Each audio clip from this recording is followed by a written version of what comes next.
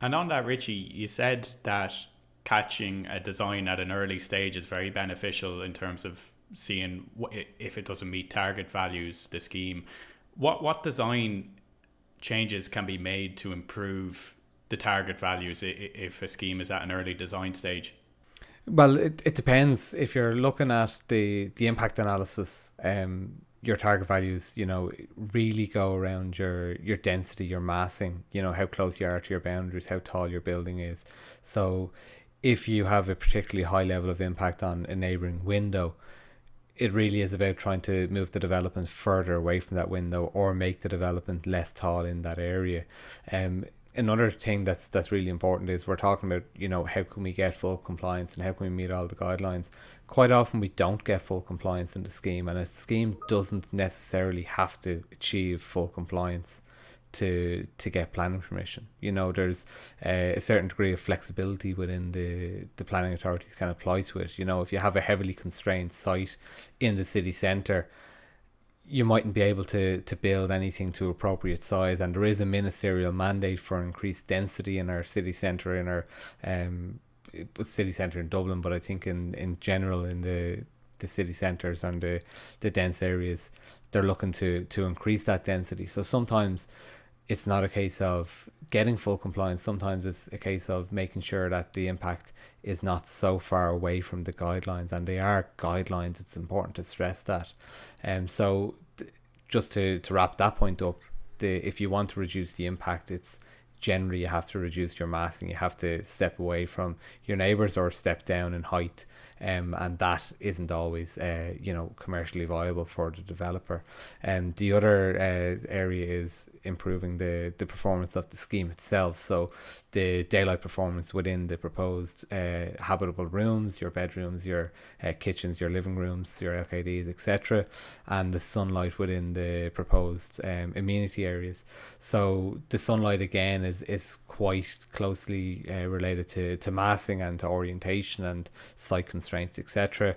But there's more flexibility in terms of the performance of the daylight within the proposed units.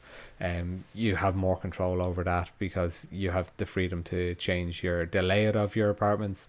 Long, deep units are generally underperform. If there's a balcony in play, a balcony is the biggest challenge when it comes to daylight. There is a necessity to have balconies. Certainly in build to sell schemes for residents, you have to have a minimum balcony space per unit. The majority of balconies should be off living spaces. So your apartment guidelines, as published in December 22, state that it's preferable to have balconies accessible from living spaces. Now, usually when people build these things, they build them in a stacked system, heaven to hell they call it. So it makes it much more commercially viable and affordable to build if everything is in a linear process. And if you have a linear process or a linear stack like that, your living space on your first floor is directly below the living space on the second floor and third floor, etc., etc., etc. And what you get with that is the balcony that's servicing the living space on the first floor is above the living space on the ground floor, and above the balcony is servicing the second floor is above the first floor, etc., etc. Now, a balcony, when it comes to daylight, is the equivalent to wearing a cap on a summer's day. It blocks off the top part of the sky, and if you have an adjacent obstruction to that, coupled with the balcony, that can cause problems, especially if the unit is quite deep. So there's four things that I would usually say cause reductions to daylight. You've got your depth of your unit, you've got your obstructions from balconies directly above, you have your adjacent obstructions, and then if you have any sort of perpendicular obstructions like recessed balconies, tend to perform quite badly. If you've got a unit behind a recessed balcony, you're blocking the light coming in from the left and right. Then your balcony above is blocking the light coming in from above.